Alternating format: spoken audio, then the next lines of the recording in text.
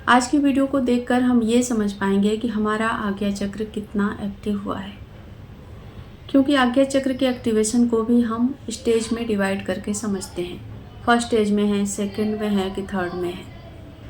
आज जो कुछ भी मैं आपको सिम्टम्स बता रही हूँ, उनमें से कुछ एक सिम्टम्स आपको ज़रूर मिलते होंगे अगर आप जाप ध्यान करते होंगे, मंत्र जाप करते होंगे, किसी इष्ट के साथ, किसी आराध्य के साथ जुड़े होंगे।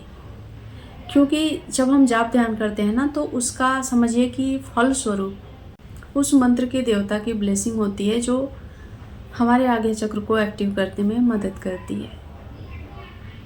जैसे जैसे हमारा आज्ञा चक्र एक्टिव होते जाएगा, वैसे ही हमारी चेतना इस सूक्ष्म जगत को बहुत ही अच्छे से समझने लगती है।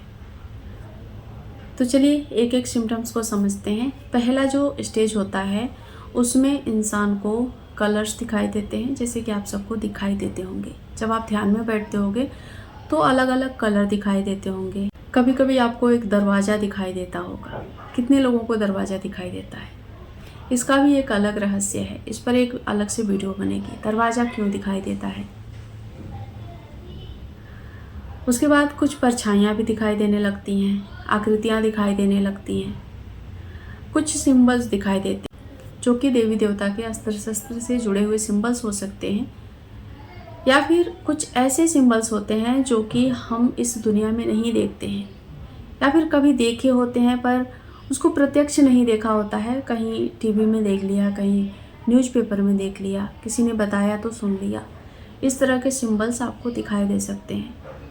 जब इससे और आगे हम बढ़ते हैं तो स्वप्न में हमारे पूर्व जन्म का पूरा लेखा जोखा हमें दिखाया जाता है। हमारा पूर्व जन्म हमारे सामने आता है। बहुत सारी बातें हमें स्वप्न में पता चलती हैं, भविष्य पता चल जाता है, आने वाली घटनाएं हमें दिखाई दे जाती हैं। स्वप्न के माध्यम से हम ईश्वर के दर्शन करते हैं, देवी देवताओं के दर्शन करते हैं, जो कि हम सत्य मानते हैं। कई बार तो स्वप्न में हम ऐसी जगहों को बार बार देखते हैं जो कि पुराने, जो टीवी सीरियल्स में देखते हैं ना, पुराने कॉस्ट्यूम पहने हुए, लड़ाई करते हुए, कुछ खंडहर, कुछ किला। तो ये सब क्या है? क्या हमने उसको इमेजिन किया था, हमने सोच के बैठा था और वही स्वप्न में आया? तो ये समझने वाली बात है। ये सिर्फ ऊपर ऊपर दिमाग लगाने से कुछ नहीं होता है। तो अगर आपको स्वप्न में ये सब कुछ दिखाई देता है, आपको आने वाली घटनाएं दिखाई दे जाती हैं, अपने रिश्तेदारों का, अपने दोस्तों का भविष्य दिखाई दे जाता है, और होता भी है, किसी की मृत्यु देखते हैं, वो सत्य होता है, तो ये सब कुछ आपके आज्ञा चक्र के एक्टिव होने से आपको दिखाई दे रहा है। और जब इससे ऊपर हमारी चेतना शिफ्ट होती है तो हमारा इंट्यूशन पावर बहुत हाई हो जाता है। सामने वाला कब क्या बोलेगा, ये सब कुछ हमें समझ आने लगता है। मतलब सैकड़ों मील दूर बैठकर कौन हमारे बारे में क्या बात कर रहा है, वो सब कुछ हमें समझ आने लगता है। यहाँ तक कि हम अपने आराध्य से टेलीपैथी के माध्यम से बात भी कर पाते हैं। अब थोड़ा सा आपको ये सब कुछ एक रहस्यमयी कहानी जैसा लगेगा, लेकिन ऐसा होता है। मैं आपसे ही पूछती हूँ, जैसे आपने कभी कुछ ऐसी अपने आराध्य के सामने बातें रखी, भले ही आपको अपने आराध्य की, अपने इष्ट की, अपने देवी देवता की आवाज़ ना सुनाई दी हो, लेकिन आप मंदिर में बैठे हैं, मन ही मन प्रे कर रहे हैं, कुछ इच्छाएं हैं, कुछ वस्तुएं आप खरीदना चाहते हैं, मान लो कि कुछ आपको चाहिए, और आप जाकर जैसा आपने इमेजिन किया था, जो आपको चाहिए था, वही एग्जैक्ट चीज़ आपको मिल जाती है।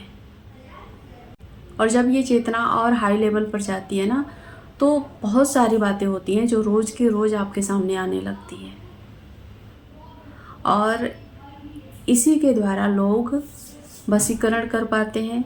मारण, मोहन, उच्चाटन, जितनी भी ये क्रियाएं होती हैं, ये टेलीपैथी के माध्यम से देवताओं को बताया जाता है, और देवता इस तरह से कार्य करते हैं। ये बहुत ही रहस्यमय दुनिया है। इसमें आप जितना डीप उतरते जाओगे, आपको कुछ न कुछ नई जानकारियाँ मिलेंगी। इतने तक तो इंसान इस भ्रम में रहता है, मायाजाल में रहता है, बहुत खुश होता है कि मैं अपने मतलब ईश्वर को साध लिया, मैंने सिद्ध कर लिया, मेरी आज्ञा चक्र एक्टिव हो रही है, मुझे तो सब कुछ पता लग रहा है। लेकिन जब इंसान इससे आगे शिफ्ट होता है तो उसकी चेतना का विस्तार हो चुका होता है, उसने पूरी दुनिया के माया जाल को देख लिया होता है। अब उसे जीवन मृत्यु का भेद पूरी तरह से समझ आ चुका होता है या फिर आने लगता है। वो किसी की मृत्यु से उतना दुखी नहीं होगा जितना कि पहले होता था। किसी के जन्म से खुश नहीं होगा, क्योंकि उसे जीवन मृत्यु का भेद अच्छे से समझ आ जाता है। जन्म मृत्यु क्या है, ये जीवन क्या है। यानी कि यहाँ पर आते आते इंसान की जो जितनी ये पहले वाली जो 3D 4D तक जो हम मायावी दुनिया में थे, अब धीरे धीरे हमारा मन उससे ऊपर उठता है। अब हमारा मन धीरे धीरे शांत होने लगता है। हमें यहाँ पर ब्रह्म ज्ञान की प्राप्ति होती है। वेद उपनिषदों का जो ज्ञान है हमारे अंदर ही छुपा है। हमारे करोड़ों जन्मों का संस्कार हमारे अंदर छुपा है अवचेतन मन में। तो कोई आप वेद पुराण कोई श्लोक सुनोगे तो आपको लगेगा कि ये तो मुझे पता था। आपके अंदर से ऐसी आवाज़ आएगी, या फिर आप अंदर ही अंदर पढ़ रहे होगे। कोई आप संस्कृत का श्लोक सुन रहे हो, टीवी पर देख रहे हो, आपको लगेगा कि ये तो मुझे आता है। यानी कि आपके अंदर ही वो सारा ज्ञान छुपा है। आपने कभी न कभी उस वेद का अध्ययन किया होगा, उस श्लोक का उच्चारण किया होगा, तभी आपको ऐसा लग रहा है। इनमें से आपको क्या समझ में आता है मुझे कमेंट करके लिखें। वीडियो देखने के लिए धन्यवाद। जय माता दी, जय माँ काली।